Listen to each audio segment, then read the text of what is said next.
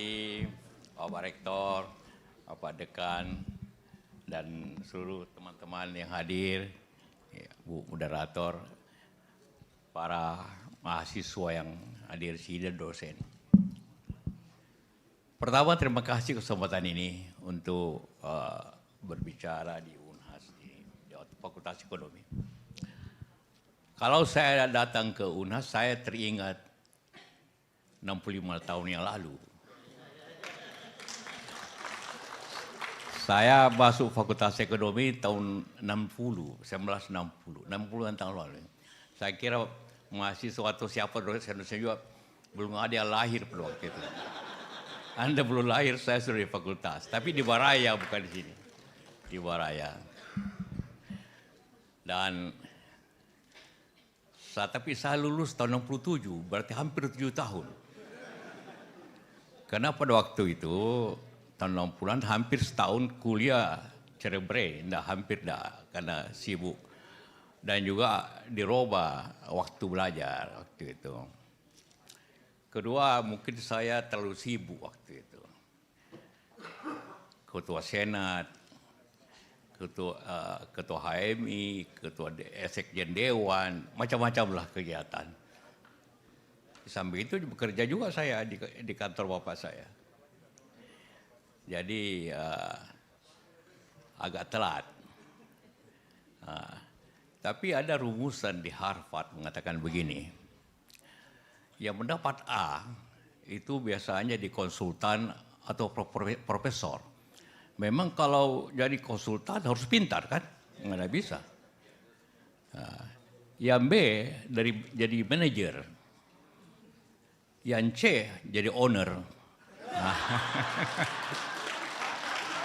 Ya. Karena tidak bisa jadi konsultan karena dia rapornya C, tidak mampu jadi manajer, ya owner saja dia. Saya ikuti falsafah itu, jadi saya jadi owner.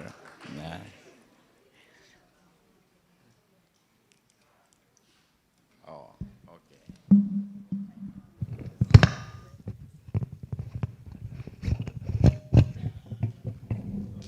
Baik. Ya, terima kasih. Sekali lagi juga selamat ke ulang tahun Fakultas Ekonomi. Kenapa Fakultas Ekonomi lebih dulu daripada UNHAS? Sejarahnya begini, waktu dulu, masih zaman Belanda, hanya ada satu universitas di Indonesia waktu zaman Belanda, yaitu hanya University van Indonesia. Dan itu berlanjut setelah kemerdekaan, karena waktu itu kedaulatan belum diserahkan, jadi yang ngatur masih orang Belanda. Tiap kota itu diberikan satu universitas yang besar. Jakarta, Fakultas Hukum dan Fakultas Kedokteran. Surabaya, Fakultas Kedokteran Gigi. Bandung, Fakultas Teknik, itu ITB kemudian. Bogor, Fakultas Pertanian. Maka kemudian di Makassar dipilih Fakultas Ekonomi. Jadi kita dulu Fakultas Ekonomi Universitas van Indonesia. Itu sejarahnya. Karena dianggap orang Makassar, orang Bugis Makassar, Sulawesi Selatan itu punya semangat pedagang. Kenapa Fakultas Ekonomi dibikin di Makassar? Tetapi jadi waktu itu sejarahnya hampir semua profesornya orang Belanda. Tapi kita ingat tahun 51 mulai pemberontakan DITI. Waktu tempat kuliahnya di Baraya. Baraya dulu itu kan pinggir kota, sepi. Maka suka dimasuki tembakan-tembakan. Maka semua profesor itu meninggalkan Makassar. Maka tutuplah itu Fakultas Ekonomi. Nanti didirikan kemudian tahun 53. Nah, itu sejarahnya kenapa tahun 48. Tapi pernah hilang fakultas ekonomi ini 3 tahun. Tidak ada fakultas. Kampusnya masih ada, tapi tidak ada, pokoknya pindah ke Jakarta. Nah, itu sejarahnya. Kenapa itu terjadi. Nanti kemudian saya masuk tahun 60. Alumni pertama fakultas ekonomi itu namanya Pak Dr. Toban, orang Toraja justru. Toban. Pernah jadi dosen di ekonomi. Toban. Ya. Dan sampai berlaku sekarang. Saya masuk tahun 60, nomor setabu saya 5 nomor 1. Saya masih ingat. 5 nomor 1. Nomor 1. Kenapa untuk yang mahasiswa, kenapa kuliah waktu itu 5 tahun? Karena belum S1, Dr. Andes. Dr. Andes itu sama dengan S2 sebenarnya. Karena ijazah kita tertulis dapat melanjutkan ke mendapat doktor. Jadi berarti S2. Ya, pantas lama. Saya bisa lebih lama lagi. Ya. Dari mahasiswa,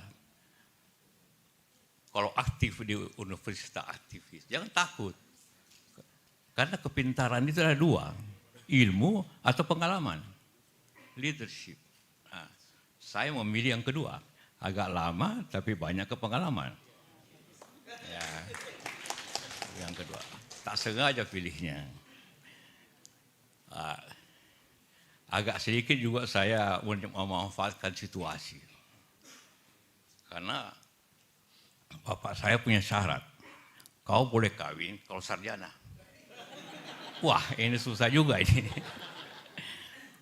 Akhirnya, waktu itu pembimbing saya Pak Watimena, mungkin masih ingat yang tua, Watimena ya.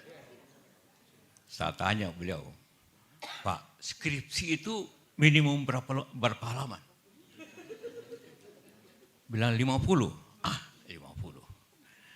Itu grafik boleh masuk enggak? Tergantung konteksnya. Maka saya pilihlah skripsi 54 halaman. Termasuk grafik-grafik. Nah. Tapi saya penelitian betul, penelitian tentang beras. Jadi saya ke daerah, saya ke Sulawesi Selatan sampai lumbung beras. Nah, pakai ke pasar, ke Bulog. Tapi ada efeknya. Begitu kepala Bulog mau pindah diganti, semua minta saya yang ganti. Loh, Pak Gubernur, Panglima waktu itu, Pak Gubernur datang ke bapak saya kepala Bulog. Kenapa? Karena skripsi saya tentang beras. Ya, jadi skripsi juga penting itu. Nah, jadi waktu saya ke kepala Bulog, waktu itu merangkap. Saya Menteri Perindustrian, Perdagangan, dan kepala Bulog. Kepala Bulog. Orang Bulog ini agak sedikit meragukan, agak pandang enteng sedikit ini kepala baru ini. Karena merangkap. Begitu saya kumpul, saya ceramah tentang beras, semua terkejut. Nah, saya tahu detailnya bagaimana beras itu. Beras. Lalu karena skripsi tentang beras. Jadi skripsi itu penting gitu. Jadi akhirnya semua tidak ada yang berani lagi bicara beras karena saya lebih tahu dari mereka. Nah, itu pengalaman. Nah, bicara tentang ekonomi, mungkin saya bicara agak lebih luas, bukan hanya tentang ekonomi Indonesia, karena ada sangkut pautnya semuanya. Kalau ilmu ekonomi itu berbeda dengan ilmu teknologi, Pak Rektor. Kalau teknologi, penemuan teknologi itu menambah produktivitas pembangunan teorinya. Tapi teori ekonomi berubah kalau ada masalah. Ya, masalah, baru ada teori baru dalam ekonomi. Jadi kalau kita lihat sejarah ekonomi dunia, itu aja berputar-putar, saling ganti-mengganti. Waktu Adam Smith teorinya lebih kepada ekonomi liberal, supply and demand. Lebih liberal, ekonomi pasar. Seperti itu. Tapi efeknya, kemudian terjadi krisis besar tahun 1930.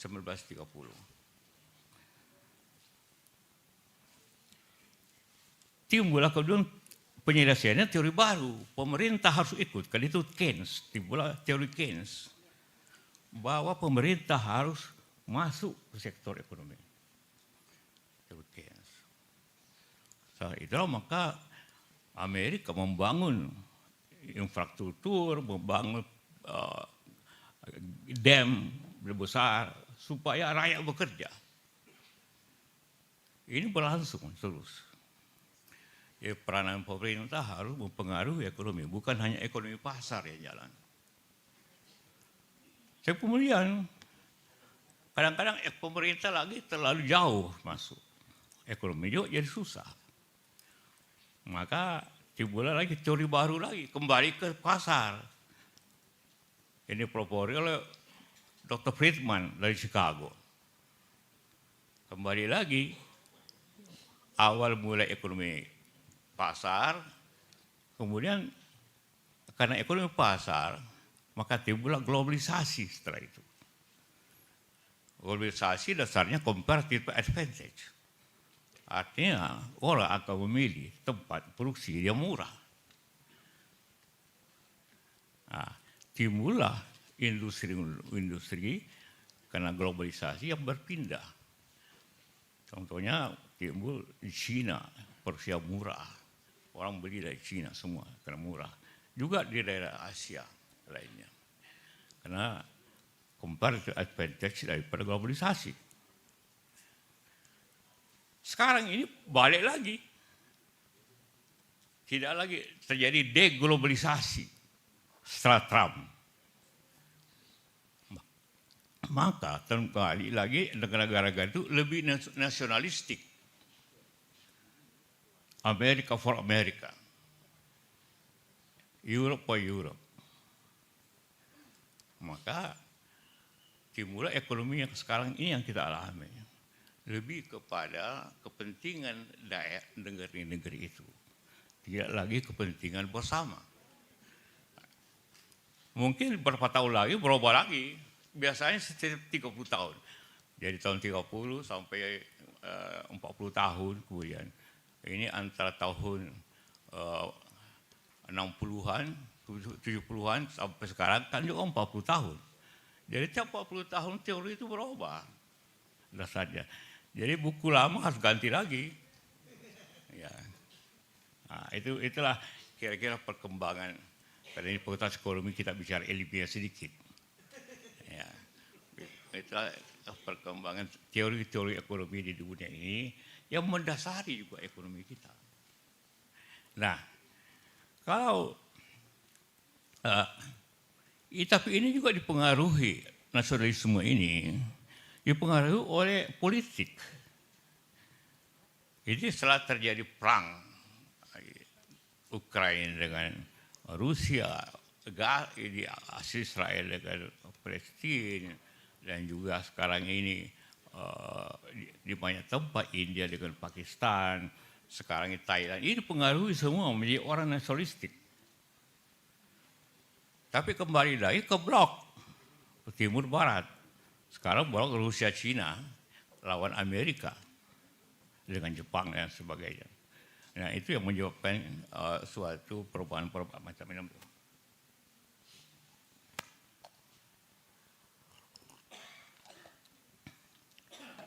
Itulah menyebabkan kondisi ekonomi suatu negara terjadi perubahan-perubahan cara kita.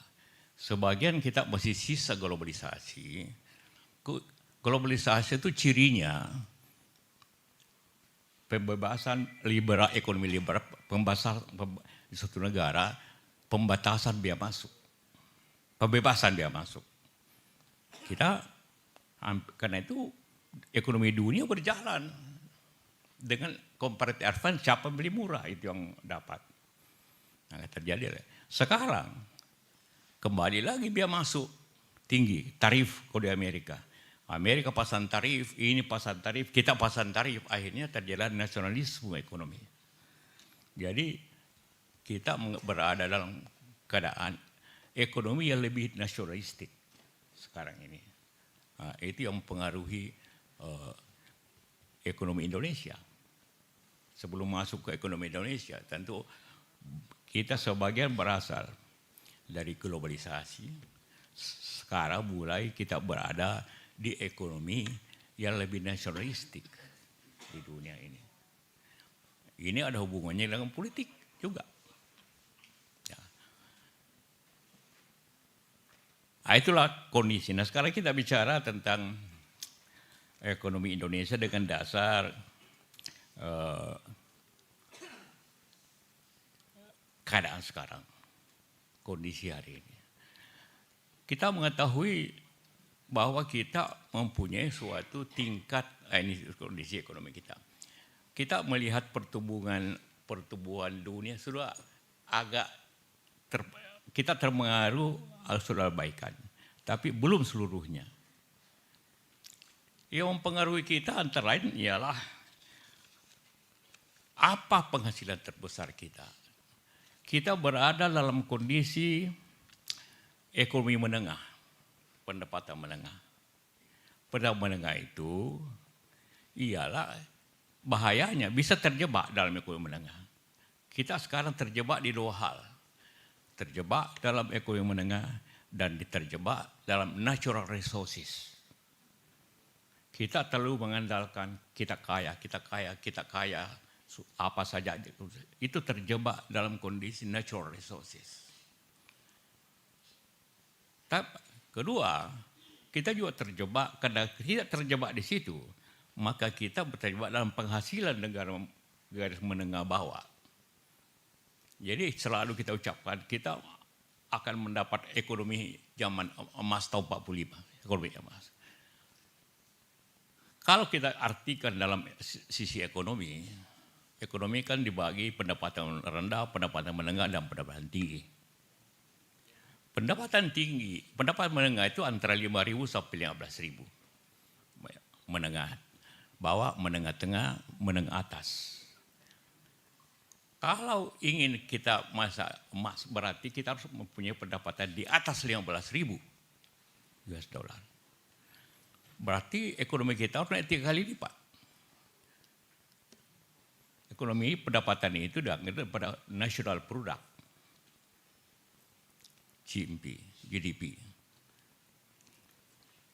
Nah, inilah masalah yang kita hadapi. Bagaimana kita lepas daripada dua hal ini. Lepas daripada pendapatan menengah atas, lepas daripada jebakan natural resources. Kita mempunyai natural resources, tapi kita salah dalam hal pengelolaannya. Kesalahan terbesar yang terjadi adalah semuanya prinsipnya suatu negara selalu memang ada insentif. Tapi selalu insentif itu diberikan kepada manufacturing. Yang bisa memberikan pekerjaan, yang bisa transfer teknologi, dan bisa menaikkan ekspor. Manufacturing, nilai tambah. Yang terjadi adalah kita memberikan tax holiday ke natural resources. Itu kesalahan utama. Nikel, jadi inilah kerugian terbesar ekonomi dalam sejarah ekonomi itu di nikel dan batu bara itu. Karena diberikan, jadi habis solusi tengah itu. Ya, jangan lihat angka statistik mengatakan pertumbuhan terbesar di Sulawesi Tengah dan Maluku Utara. Kalau ya Anda lihat statistik pertumbuhan ekonomi. Tetapi pertumbuhannya bukan untuk rakyat, tapi untuk yang mempunyai tambang dan Cina. Karena jadi ekspor nikel itu sebagian seluruhnya tidak bayar pajak apapun terkecuali royaltis. Bayangkan kerugian negara luar biasa di situ. Dan itu terjadi tahun 2020. Saya sudah tidak di pemerintahan.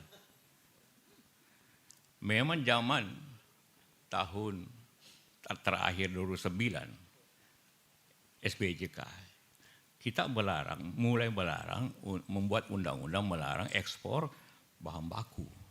Harus dikelola, istilahnya Pak Jokowi hilirisasi, sama dengan industrialisasi. Itu wajar. Tetapi tiba-tiba semua, tidak tahu siapa melobi. Keluarlah peraturan bebas pajak, bebas biaya, bebas. Jadi Cina itu menikmati luar biasa. Dan kita dapat nanti banjir kalau ada apa-apa. Rusak lingkungan. Rusak lingkungan itu. Itu akibat, itu utamanya, bukan hilirisasi intinya. Kenapa bebas? Padahal biasanya aturannya bebas kalau manufacturing. Kalau kursi mobil, kayak kursi gelas, kursi apapun. Karena itu ada nilai tambah. Ini tidak ada nilai tambahnya karena semuanya dibawa keluar. Ya. Nah, ini yang menjadi, memang harganya naik, tapi semuanya milik yang memiliki industri itu.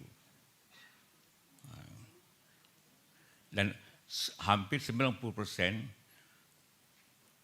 Cina. Padahal kita bisa bikin sendiri. Saya punya perusahaan, punya smelter di Palopo. Dibikin oleh insinyur kita, dilaksanakan oleh kita. Ada beberapa konsultan orang Tionghoa, Cina. Konsultan hanya lihat benar tidaknya kualitasnya. Tapi tidak membuat pabriknya. Semua bisa. Nah, inilah yang menyebabkan kenapa terjadi kelambatan ekonomi di Indonesia. Di samping itu juga hukum kita berubah-ubah dan juga mudah diatur. Mudah diatur di DPR, mudah diatur di macam-macam.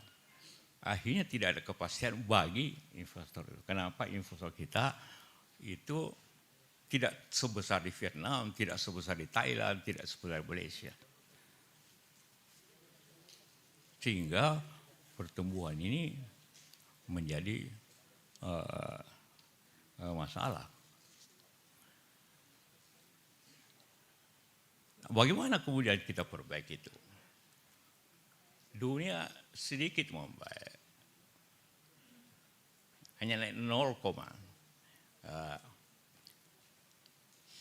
tapi pertumbuhan di negara-negara yang besar, Amerika, Cina sekarang menurun akibat perang dagang Amerika. Eropa juga menurun ekonominya. Maka pasar kita juga tidak besar lagi. Kedua, akibat perang itu di mana-mana, kebutuhan energi menjadi berkurang. Dan kebutuhan industri berkurang. Karena itu harga batu bara menurun, harga nikel menurun. Satu-satunya yang naik copper, tembaga, dan emas. Yang lainnya menurun. CPO juga ada penurunan keadaan naik. Salah satu sektor lain juga yang menyebabkan ekonomi kita itu penuh dengan tantangan ialah minyak. Waktu zaman tahun 80-an, 90-an, kita mengproduksi dan mengekspor minyak karena produksi kita 1,5 juta barrel per hari. Sekarang sisa 600. Di dalam pihak konsumsi kita naik dari 500 menjadi 1 juta, 1,5 juta. Jadi kita mengimpor minyak hampir 1 juta barrel per hari. Di dalam pihak kita konsumsi. Nah, akibat hal itu terjadilah penurunan pajak karena ekspor turun dan investasi dalam negeri juga tidak setinggi. Harga mineral menurun, maka pajak menurun. Maka pajak menurun, diatasinya bagaimana? Diatasi dengan utang. Maka terjadilah kita penerimaan pajak menurun. Kenapa pajak menurun? Ya tadi saya katakan, karena ekonomi melambat. Saya cek di Jakarta, kelihatan pasar. Jadi kesalahan juga utama kadang-kadang para pejabat itu hanya bicara tentang pasar saham. Padahal di Indonesia ini itu pasar saham itu lebih banyak spekulasi. Pasar yang tidak bisa spekulasi ya pasar Tanah Abang, pasar sentral di sini, pasar Senen dan sebagainya. Ekonom selalu bicara pasar saham marah waktu itu. Apa ini bicara terus pasar. Lihat dong pasar Tanah Abang, lihat dong pasar Senen, lihat dong pasar sentral di Makassar, lihat pasar Kliwon.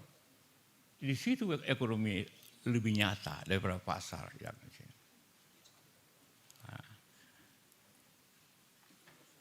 Saya tanya, orang mengatakan iya pasar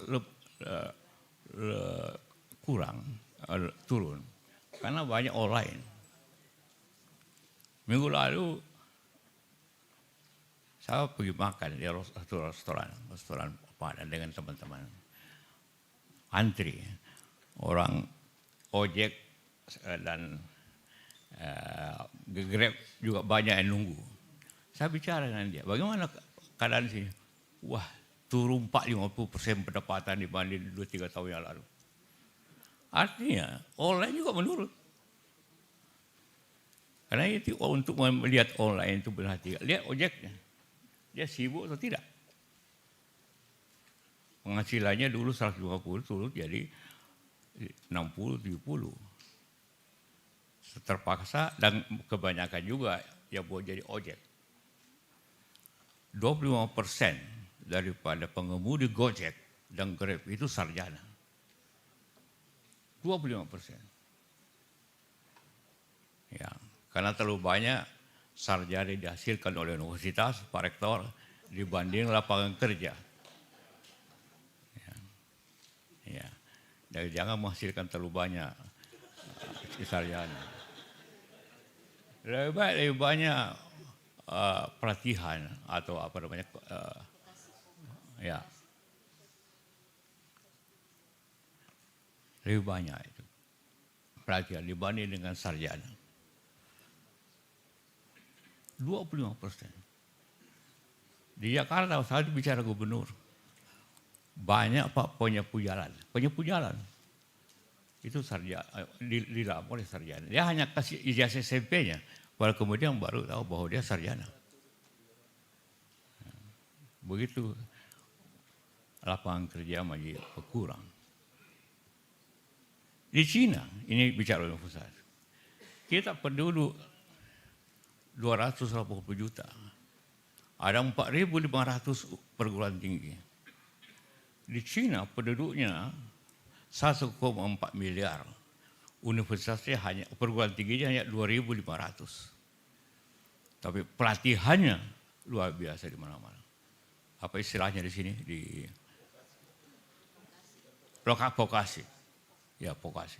Politeknik, vokasi dan sebagainya. Itu semuanya lebih penting daripada sarjana yang begitu banyak. Karena kalau yang itu yang terjadi. Nah, kenapa daya beli menurun? Berarti pendapatan menurun. Kenapa pendapatan menurun? Karena ekonomi agak menurun. Karena hubungannya. Kenapa banyak pengangguran? Karena lapangan kerja dan sebagainya. Jadi apa yang kita mesti lakukan? Ya memperbaiki sistem dan memulai kepada produk. Tapi masalah yang paling utama bagaimana hukum itu, baik hukumnya dan pelaksanaannya itu lebih terjamin kepada sesuatu. Saya 3 bulan lalu ke Vietnam. Saya tanya loh bro, ada pengusaha, banyak pengusaha Indonesia di Vietnam yang pindah dari sini. Kenapa? Di sini Pak, kalau kita datang tanya mau apa, mau bikin pabrik, dia mau butuh berapa hektar, langsung pemerintah yang melakukan. Kedua, hukumnya jelas.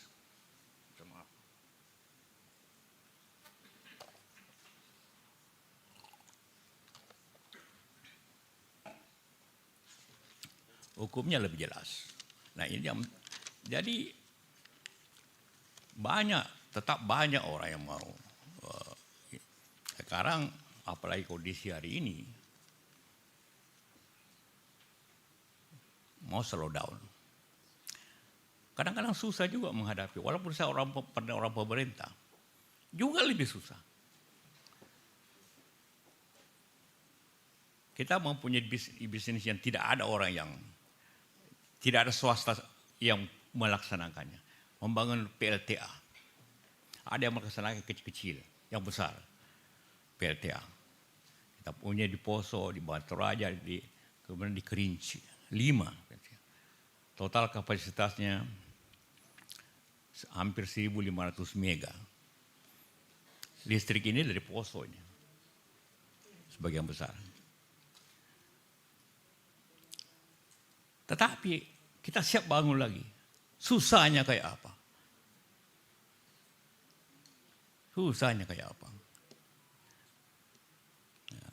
Saya punya sendiri di Kerinci sudah jalan. Minta diresmikan. Supaya orang tahu lah bahwa sudah 5 bulan minta sama presiden. Belum. Ya, itu mungkin sibuk pemerintah. Ya. Tapi kadang-kadang orang asing diterima langsung. Dan saya ingin sampaikan, kalau 70% insinyurnya orang anak UNHAS. 70%. Nah, jadi populasi itu kalau di Indonesia dipertandingkan siapa yang bikin listrik yang terbaik anak UNHAS. Ya. Tapi namanya khusus lagi. Kepalanya Alimuddin. Yang kerja juga kayaknya Tajuddin. Di Toraja almarhum meninggal Amiruddin, semua Din. Di Kerinci pun dan di mana-mana ikut ini kira-kira ada 50 insinyur UNHAS, 50 yang ahli, yang keliling terus. Yang sekarang ada 40 ada di Kerinci. Tapi sudah selesai, sebagian sudah pulang.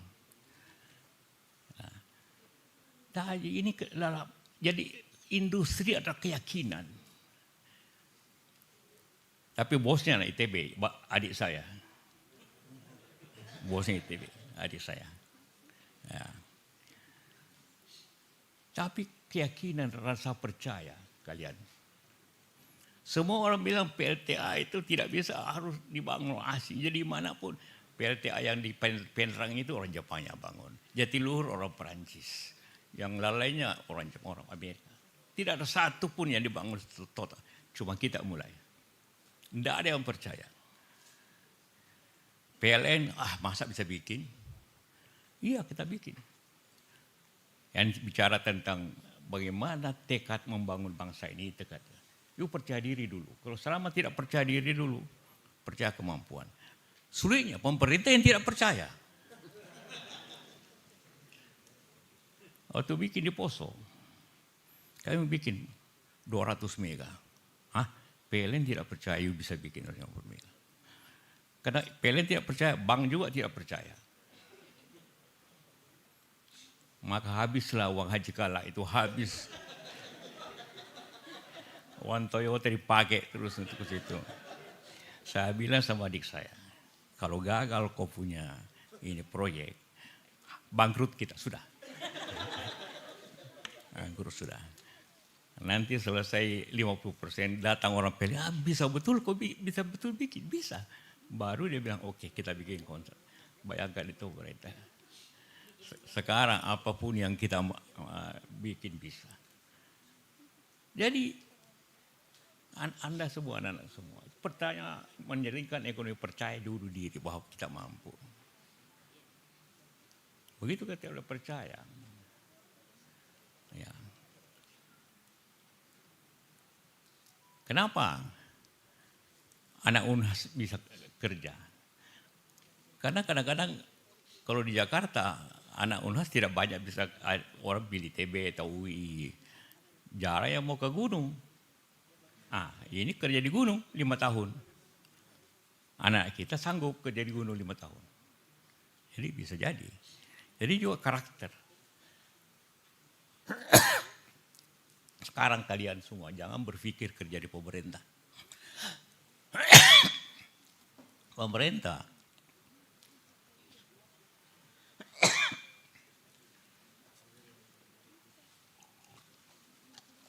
sudah mengurangi anggarannya ke daerah.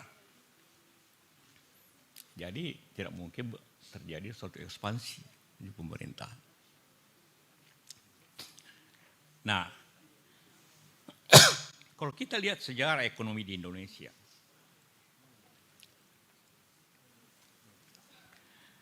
kalau ini kita kembali lagi dulu sejarah sedikit. Kenapa saya bicara sejarah? Waktu saya tamat UNHAS, saya langsung dikasih SK untuk jadi dosen. Wah, saya tanpa saya minta. Karena waktu saya mahasiswa, asisten dosennya Pak Ambar, almarhum. Dan Pak Ambar itu asistennya Pak Hatta kalau datang. Tapi yang kerja saya. Karena kalau Pak Hatta datang mesti dijemput. Saya ada mobil bapak saya, jadi pakai mobil bapak saya pergi jemput. Nah, kalau pagi-pagi dijemput ke sini kuliah di Beraya. Nah, saya pula disuruh minta catat kuliahnya Pak Hatta. Besok malam saya ketik di rumah, bayangkan itu. Besok kasih lagi Pak Hatta, ini Pak sudah. Pak Ambar tinggal perintah Pak Anu saja, dampingi. Ya. Nah, itulah kenapa tiba-tiba saya jadi dosen. Tapi saya hanya sanggup setahun jadi dosen. Karena urusan bisnis hari ini saya pergi ke daerah, hari ini besok saya ke Jakarta, minta maaf, tidak bisa lagi. Berhenti. Padahal SK saya di Diknas lagi diurus di proses. Jadi gitulah, memang yang dapat C itu bisa jadi owner saja. Memang tidak ada bakat gitu kan. Ini pintar-pintar jadi dosen. Teman saya ini semua adik-adik.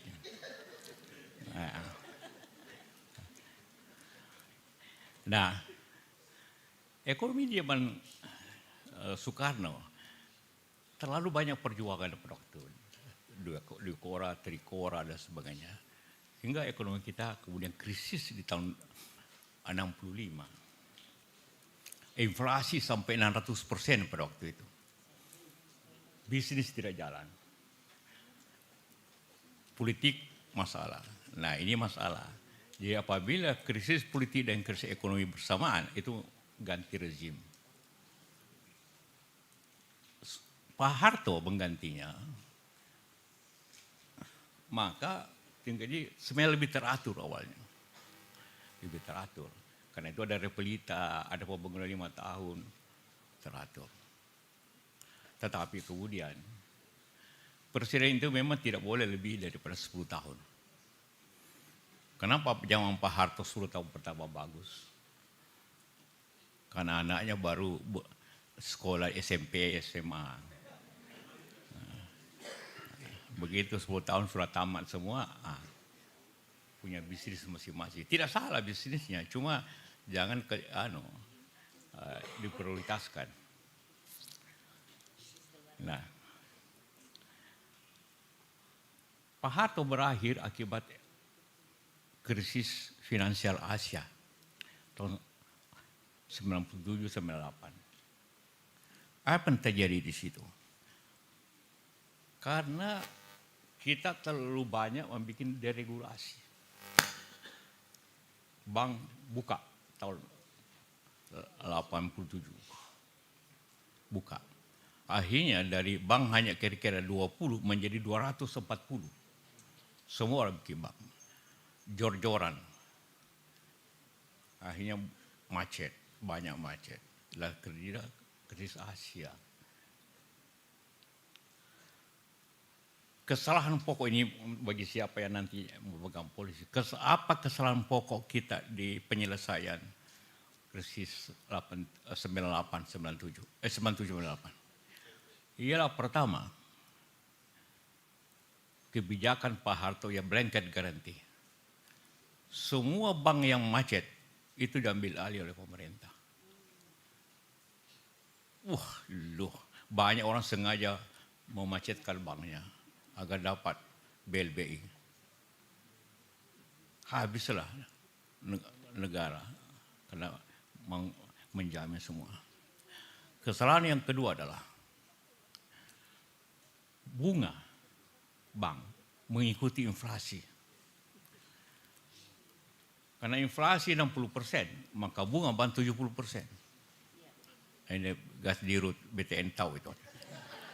Kesalahan besar di situ.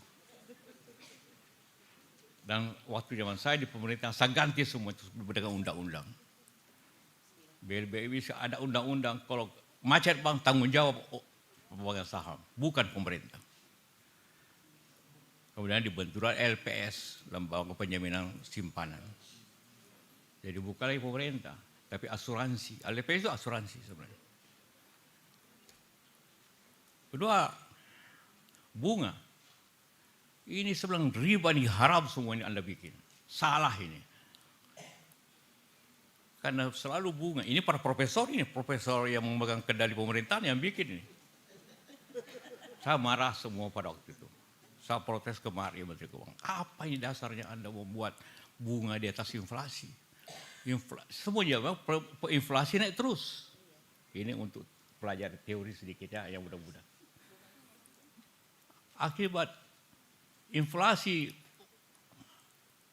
waktu itu naik, ditambah bunga, makin inflasi.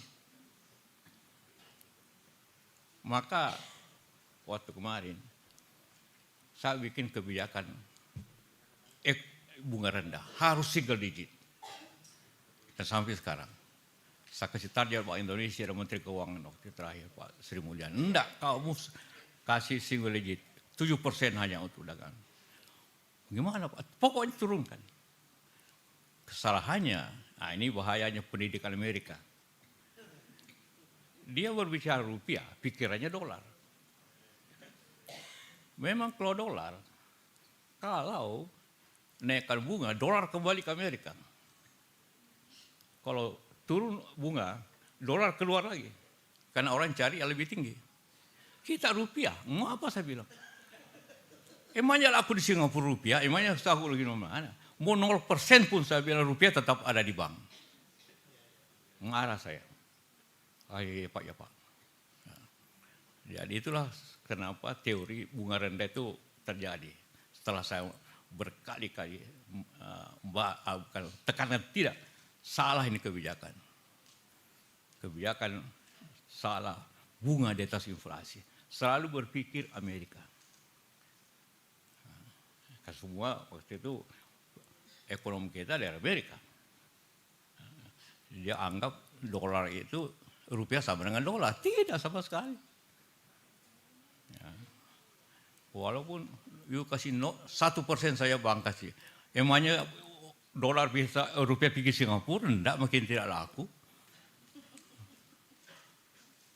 Tidak terbalik. Itu kesalahan pokok kenapa kita salah ekonomi lambat akibat dua kesalahan ini. Sampai sekarang bank ini masih BCA, bank lain masih pegang BLBI, bunganya 12%.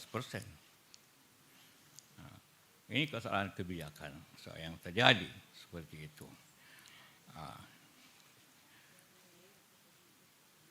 Kedua, ya, bagaimana sekarang pertanyaannya, bagaimana kita menyamakan? Iya. Kembali ke produktivitas yang tinggi. Kembali kepada suatu yang tinggi bukan hanya di industri, tapi di pertanian. Jangan kembali kepada sistem waktu zaman Pak Amiruddin, Sakut Wakadin. Kita bikin peningkatan produktivitas di 8 komoditi. Juga nasional. Nanti kita bicara ekonomi Sulawesi Selatan. Karena dari ekonomi dunia, ekonomi Indonesia, dan inilah sektorial. Anda lihat penurun produktivitasnya. Tapi kita kemudian ada ajaran baru atau pikiran baru ekonomi Indonesia sekarang dengan Menteri Keuangan Purbaya. Karena berpikir kenapa ada 2 macam ekonomi di Indonesia. Ekonomi formal dan underground ekonomi. Yang mereka sebut abu-abu. Tidak bayar pajak, biaya cukai diatur, atau korupsi macam-macam. Itu dibongkar underground ekonomi. Dibongkar Morowali, kenapa kita dirampok habis-habisan di Morowali. Ini semua diperbaiki agar timbul suatu ekonomi baru. Ya kita harap itu bisa jalan. Walaupun tentu makan tempo. Karena kalau ekonomi abu-abu ini dibongkar, ada ketakutan para pengusaha untuk investasi juga. Ini membalance 2 kebijakan ini yang butuh-butuhkan. Membalancing ekonomi. Bagaimana kita bongkar ekonomi abu-abu ini menjadi formal. Ekonomi abu-abu itu dapat dilihat dari pajak. Kenapa ekonomi berkembang tapi tax ratio menurun? Tax ratio kita 10%, kira-kira 10%. Di ASEAN saja itu rata-rata 14%. Kita rendah. Artinya ekonomi jalan tapi tidak bayar pajak. Itu artinya. Jadi underground ekonomi. Atau ekonomi apa. Nah ini yang diperbaiki, underground ekonomi. Dimunculkan. Tapi dengan hati-hati juga.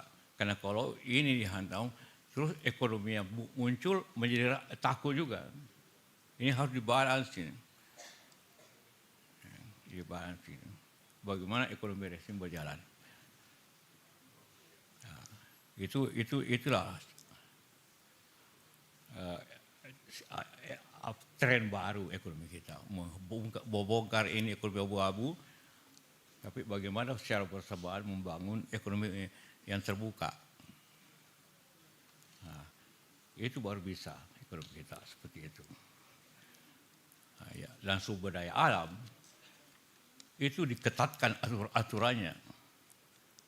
Lihat Morowali, lihat di Bangka, lihat di Aceh, di Sumatera, hancur semuanya akibat pemotongan hewan, pohon, dan bisa terjadi di Sulawesi akibat penghabisan lahan akibat tambang. Kalau terjadi iklim seperti di Sumatera itu, maka hancurlah itu Sulawesi Tenggara.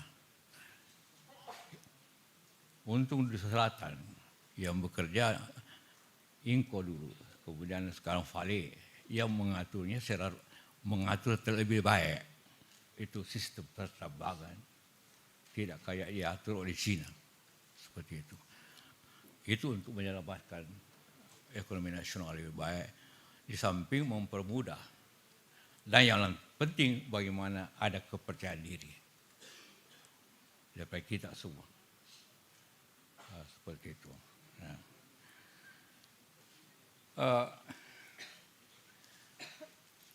Kalau bicara pertumbuhan masa datang, itu namanya asumsi. Asumsi tergantung asumsinya apa. Jadi kalau pemerintah asumsinya 5,4%. Tapi Bank Dunia, IMF di bawah 5%. Kita tunggu aja apa yang terjadi. Saya bukan peramal untuk meramalkan itu. Tapi kita bekerja sebaik-baiknya untuk ekonomi kita semuanya. Ini proyeksi semuanya. Bagaimana. Tapi kita tunggu aja apa yang terjadi. Asal BPS lebih objektif. Karena ini ditentukan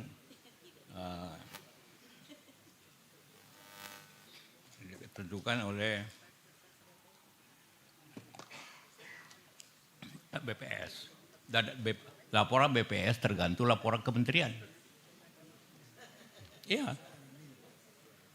Saya pernah debat besar tentang produksi padi dengan Amran dulu. Hanya dicapai suatu formula yang lebih baik. Nah, sekarang seperti katakan tadi, yang perlu ditingkatkan produktivitas, manufacturing.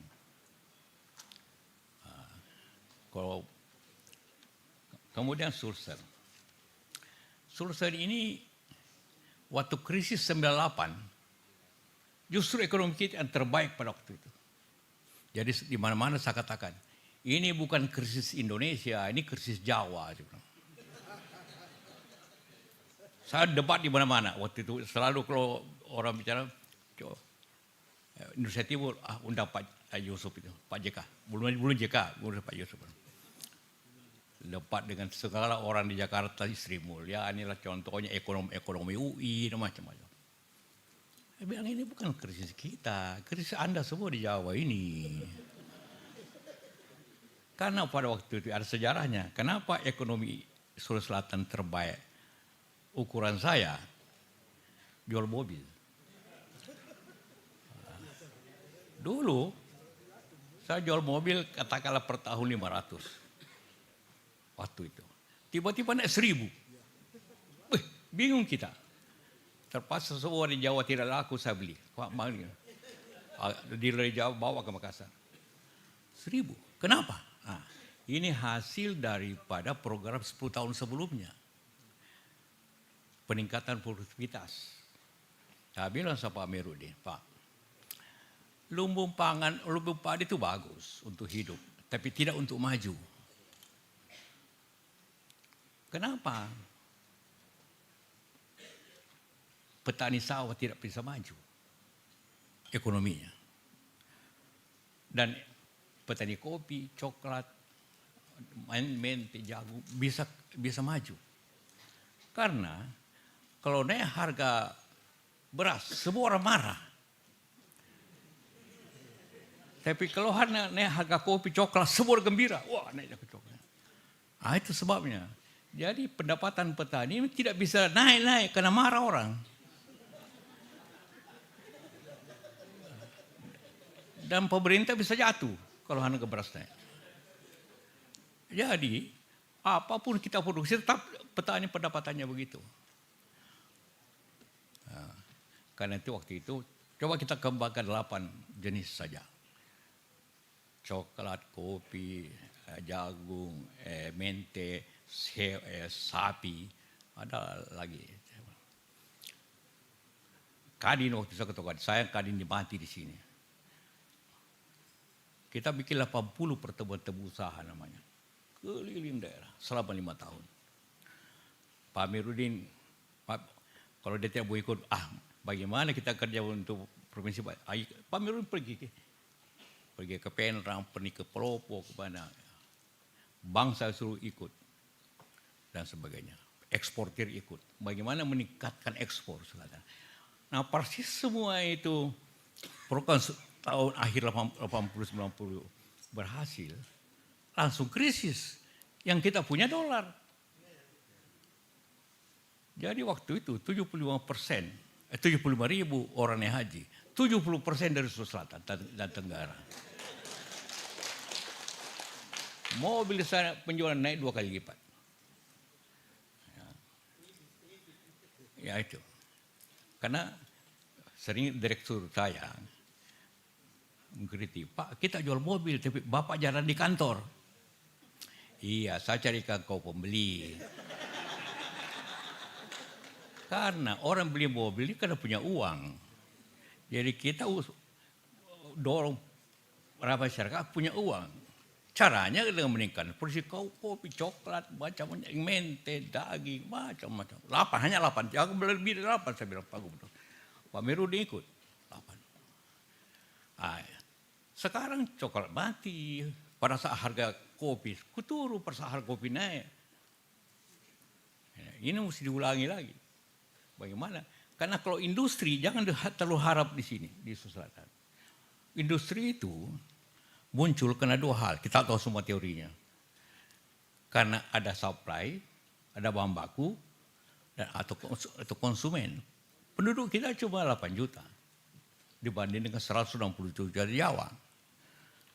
Kita tidak punya produk kayak Sulawesi Tenggara, kayak nikel. Tetapi salah cara ngurusnya di nikel itu. Itu yang terjadi. Jadi jangan harap industri besar di sini. Ya bisa, industri menengah yang sumber. Karena itu sepanjang jalan ke tol itu lebih banyak gudang, jadi lebih, atau kita menjadi kota perdagangan. Nah, itu keadaan Makassar di kota services. Pendidikan, kesehatan, kuliner. Minta maaf. Saya agak batuk.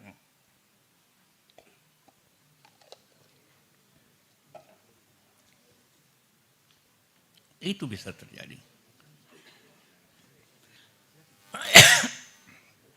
Tapi anak-anak semua harus lebih inisiatif, inovasi. Tanpa inovasi yang kuat dan kerja yang kuat tidak terjadi. Itulah tentang ekonomi kita di ini. Jadi solusinya apa yang lain? Solusinya ingat sejarah kenapa Fakultas Ekonomi Tanpa Pulau apa didirikan di sini. Karena orang Sulawesi dianggapnya banyak entrepreneur, banyak pengusaha. Sekarang hilang hampir semuanya. Tahun 60-an, 70-an. Pengusaha yang kuasa di sini, ya banyak. Ada Latanrang, ada Sonusi, ada Padewiri, ada siapa-siapa, ada Ajikala, ada macam-macam. Ada 200. Sekarang tunjuk di mana saja, kemana, tutup mata. Tunjuk ke sana yang punya tanah,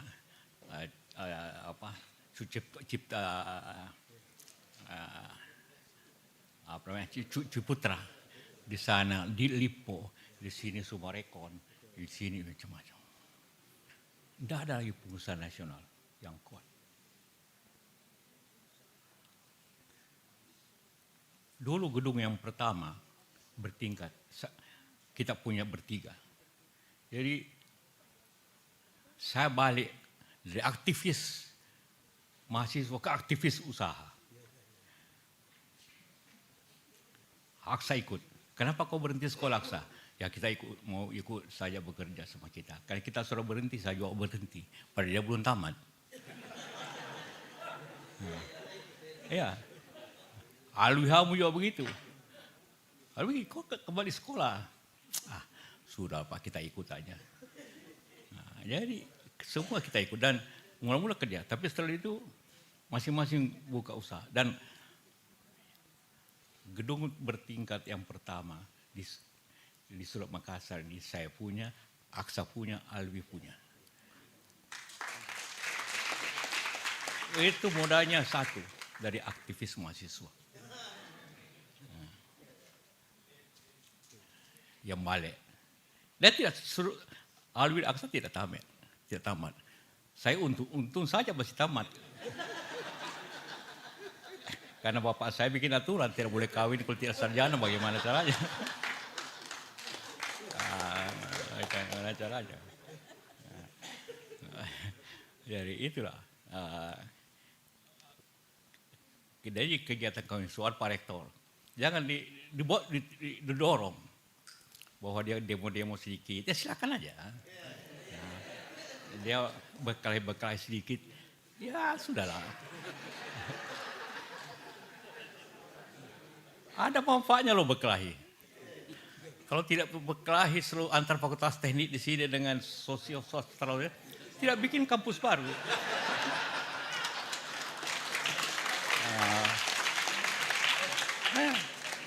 Sejarahnya fakultas ini itu. Saya ketua alumni 25 tahun. Saya dewan penyantun kira-kira hampir 20 tahun. Ya. Sejak tamat langsung sekretaris dewan penyantun. Sampai di MBA awal. Habislah. Setelah itu saya di Jakarta minta izin, sudahlah. Dan saya tidak pernah aklamasi terus. Saya tidak tahu kenapa saya selalu begitu. Suka berkelahi fakultas teknik. Pernah dibakar itu fakultas sosial di situ kan. Aduh, malu saya sebagai ketua alumni. Saya suruh Bumi Karsapura, pokoknya sebulan kau harus selesaikan itu renovasi. Karena menteri mau datang, jangan ada kelihatan bahwa itu dibakar-bakar.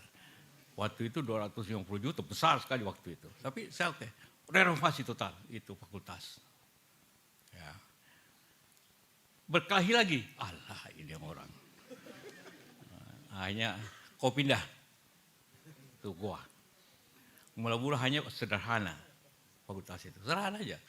Bekas gedung pabrik kertas kita rombak menjadi ruang kuliah, ruang apa. Jadi kemudian saya pikir teknologi belakang hari harus penting. Saya panggil lah Dubes Jepang. Saya mau bangun fakultas teknik yang terbaik di Indonesia. Di mana? Di Makassar. Dari Sumatera, Makassar, saya adil. Satu barat, satu timur. Institut Teknologi. Saya bilang bikin modern. Kesalahan kampus zaman dulu selalu adat-adat. Kampus ini kan adat.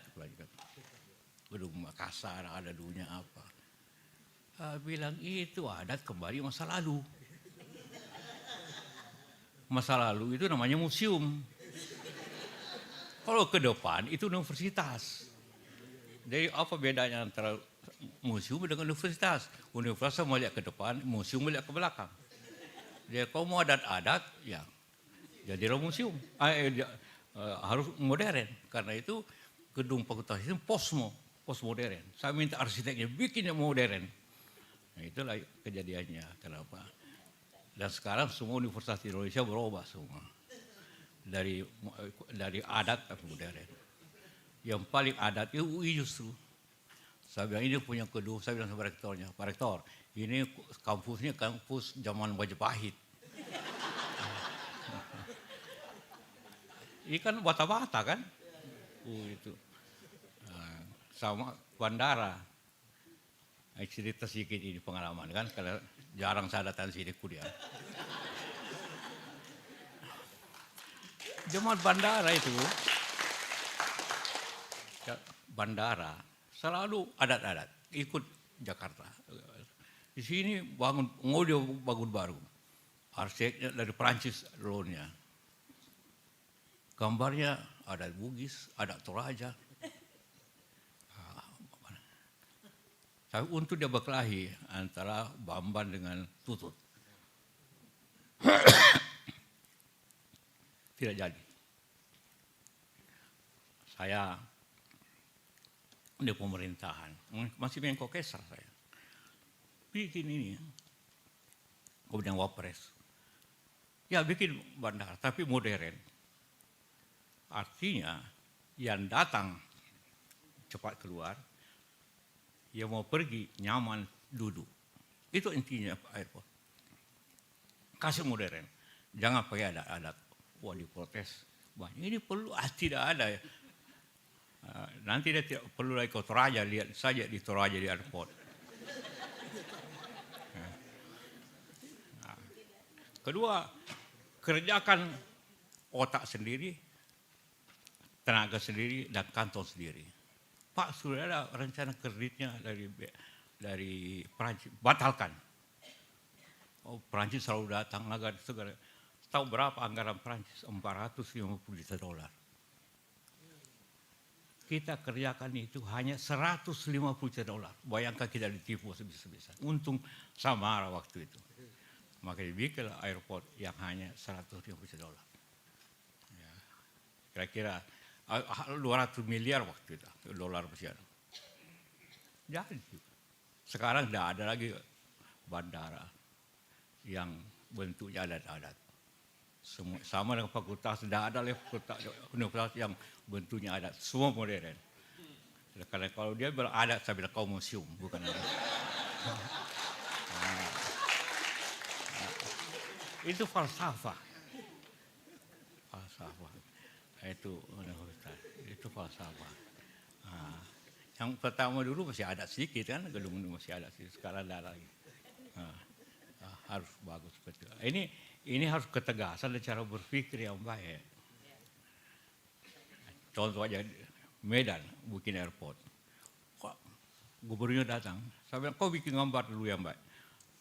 2 bulan datanglah dia bawa 2 gambar, satu adat gambar Batak, satu Melayu. Saya bilang kalau saya pergi Batak marah orang Melayu, kalau saya pilih Melayu marah orang Batak. Tapi kau tahu siapa mayoritas penduduk di Sumatera Utara? Orang Jawa.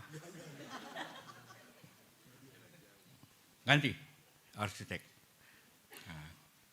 Bikin modern. Saya lapor dulu, waktu mau bikin Makassar ini modern. Arsitek kita tidak tahu bikin, Pak. Kau insinyur kan pintar arsitek. Kau pergi saya kasih waktu kau 2 bulan. Kau pergi ke Eropa, pergi ke Cina, pergi ke Jepang, lihat bandara. Saya ongkosi kau semua. Pergilah semua. Pulang, bisa Pak, bisa bikin. Itu saja, bisa bikin. Bikinlah ini Unhas. Ini bandara pertama yang modern di Indonesia ini. Ya. Datang Sumatera Utara. Ini cerita sedikit ya, tidak bosan ya. Gambar ya. Yang modern ini saya pilih. Kau teken Pak Gubernur. Pak, kalau saya teken, saya tidak bisa kembali ke Medan. Orang Medan marah, kenapa tidak ada Bataknya, tidak ada Melayunya. Kalau kau begitu, saya yang teken. Peraturannya negara, kalau yang di bawah tidak mau teken, di atas boleh teken. Tapi jangan di bawah, tidak boleh bupati teken, gubernur bisa teken. Kalau gubernur mau teken, tidak mau teken, wapres bisa teken. Sah. Nah, itu dia. Baru jadi. Kasih nama lagi. Berkata 15 nama. Ada Sisi Maharaja ini. Alah, nanti berkelahi semua kau sebenarnya. Sudah, tempat itu apa namanya? Kuala Namu.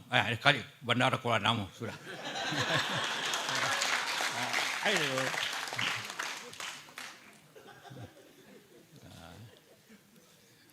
Itu kira-kira bagaimana bikin perubahan. Ini belajar pemerintahan. Bagaimana bikin perubahan. Harus memakai otak dan memakai tangan. Ketegasan. Kalau saya tidak pakai otak dan tegas tidak jadi. Nah, inilah pelajaran udah semua. Siapa tahu di belakang hari. Kembali ini, pertama bangsa harus optimis. Tapi optimis saya tidak cukup. Harus inovasi. Inovasi saya tidak cukup. Harus kerja keras. Kalau hanya jangan kita mengerit saja apa yang kita alternatif bisa kerjakan. Kenapa Cina maju? Dia pakai 996 teorinya. 996. Masuk bekerja jam 9 sampai jam 9 malam. 6 hari kerja. Berarti dia bekerja 72 jam seminggu. Kita bekerja 43 jam seminggu. Baru bisa maju. Tapi bukan lagi itu. Petani juga kerja keras, tapi bekerja smart. Memakai ilmu. Sekarang bahaya. Murid bisa lebih pintar dari dosen karena ada AI. Ya. Itulah kira-kira bagaimana kita maju. Optimis tapi harus inovatif. Harus bekerja dengan betul. Universitas Pak Rektor, mesti research bagaimana meningkatkan produktivitas padi, produktivitas jagung. Saya tahu ada lembaga di sini Maros, tapi tidak kerja betul. Kenapa tidak? Saya pernah datang waktu Wakres. Pernah datang. Kepalanya anak UNHAS sudah tinggal. Di mana labnya? Saya mau lihat. Di mana ya labnya? Pak, maaf, saya sudah 3 bulan. Saya bilang 2 hari, hari kedua kau mesti periksa labnya. Dia 3 bulan belum tahu di mana tanya labnya.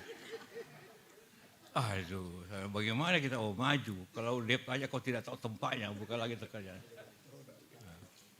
Ya, lembaga research harus dimanfaatkan. Seperti itu. Inilah fungsi universitas. Jangan kita menganalisa terus negeri susah. Tidak, apa yang kita dapat sumbangkan? Otak. Waktu saya ketua senat, waktu ketua dewan, terjadi hama seluruh selatan, padi. Pak Gubernur waktu itu Pak Rifai, Pak bisa kita bantu? Apa? Saya kerahkan mahasiswa untuk menyemprot ini hama. Waktu itu saya kerahkan 5.000 mahasiswa seluruh Indonesia. Waktu itu saya undang barangkali waktu itu belum cukup 10.000, hampir setengahnya saya kerahkan. Dan jalan. Jadi partisipasi itu penting. Jangan KKN hanya formalitas dan di situ cari dibikin tubuh ini oleh KKN angkatan sekian. Di mana-mana saya tunggu yang penting.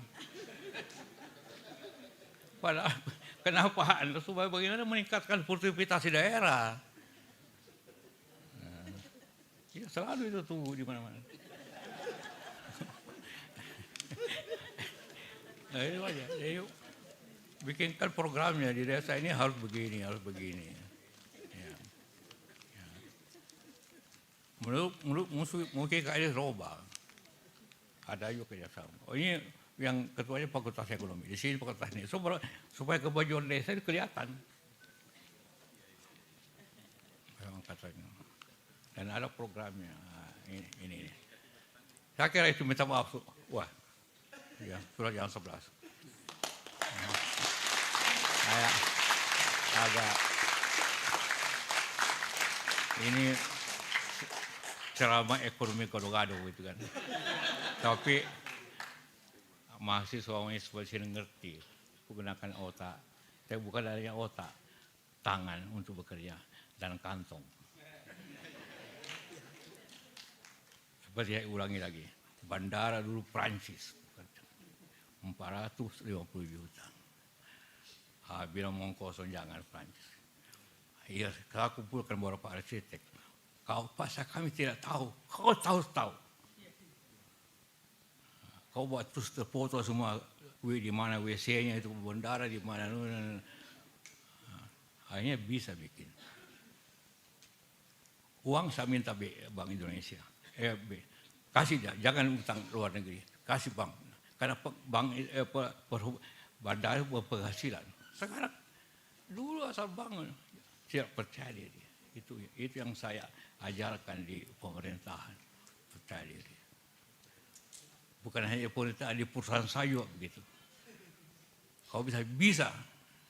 Ini cerita sedikit soal adat, hubungannya bisnis dengan adat.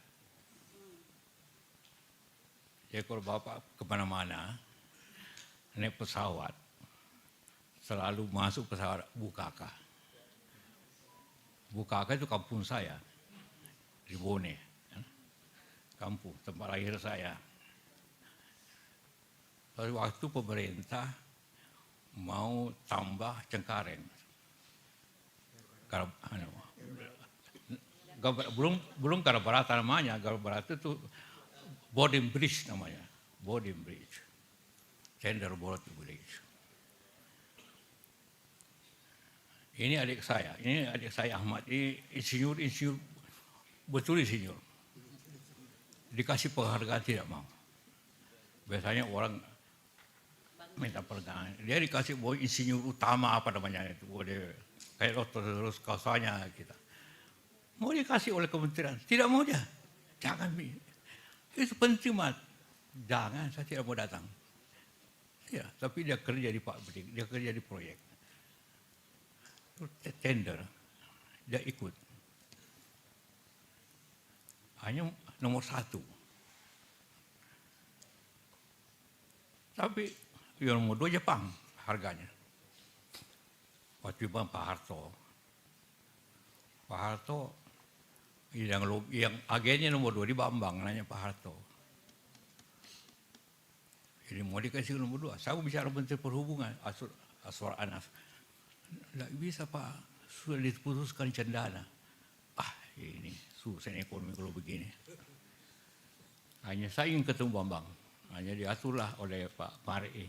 Dia juga banyak ketemu Bambang. Dia bertiga, saya berdua, saya dengan Ahmad. Termasuk Peter Gonta, satu siapa. Pertanyaannya begini, kita mau bikin, kita kan rendah, mestinya dapat. Kita tanya, Pak Yusuf bisa bikin nggak?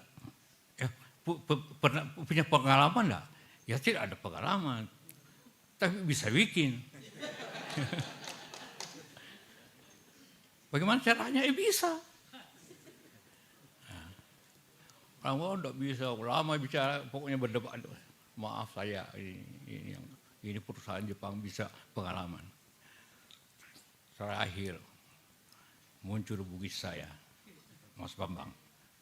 Saya ini orang Bugis. Orang Bugis itu lebih mati berdarah daripada mati kelaparan.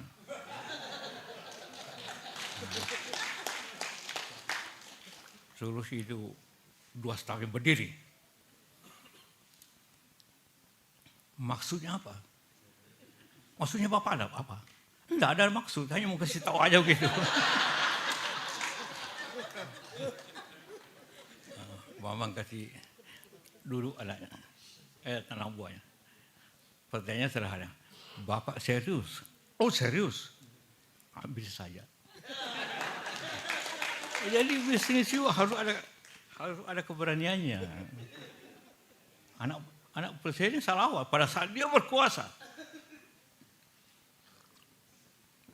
Bukan pada saat dia mantan, tidak. Pada saat sangat berkuasa. Sarawak dengan adat Bugis. Setelah itu saya berkawan dengan Bambang itu. Nah, persoalan kedua, bagaimana bikinnya? Bingung lagi ini.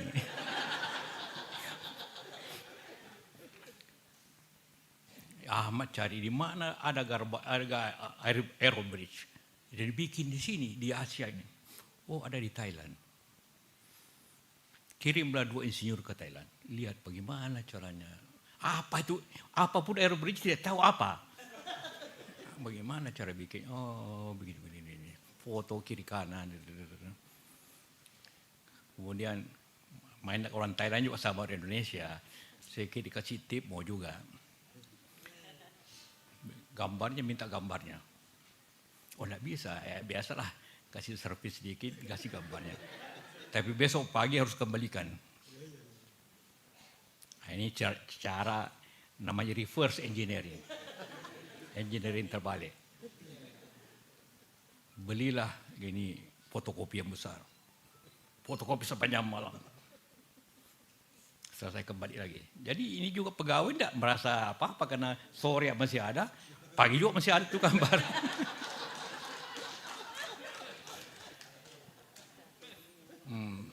Besoknya itu fotokopi jual lagi, harga sudah bekas. Akhirnya, ini, bikinlah sesuai. Ini namanya reverse engineering. Dan sekarang kalau Anda ke Jakarta, seluruh Indonesia, ke Singapura, ke Malaysia, sekarang kita punya pabrik di India. Di India. Karena India harus dibikin dalam negeri, terpaksa bikin pabrik di India. Jadi bisnis begitu, ada ilmu, ada trik, ada keberanian. Kalau saya tidak ada keberanian mengatakan saya orang Bugis bisa berdarah-darah, tidak di itu. Nah, ini kenapa? Jadi kenapa Fakultas Ekonomi di sini? Kenapa kita harus kembalikan entrepreneurship? Habis di Makassar. Kalau tidak habis di Makassar. Kalau Anda semua hanya bicara melamar kemana-mana, bikin ide. Bikin ide. Saya masuk di perusahaan pegawai satu. Karena sulit inflasi. Tapi alhamdulillah sekarang mungkin pegawai saya lebih 10.000. Hanya dengan itu membuka otak dan kantong. Dan semua dalam negeri. Termasuk tadi yang sulit Gabarata itu. Nah itulah saya kasih pesan. Ini pesan yang terakhir. Yang lainnya cerita, yang lain juga ilmu. Ada juga dia gabungan ini. Gabungan tentang ilmu, sejarah dan juga pesan-pesan adat. Ya. Terima kasih semuanya. Assalamualaikum warahmatullahi wabarakatuh. Baik.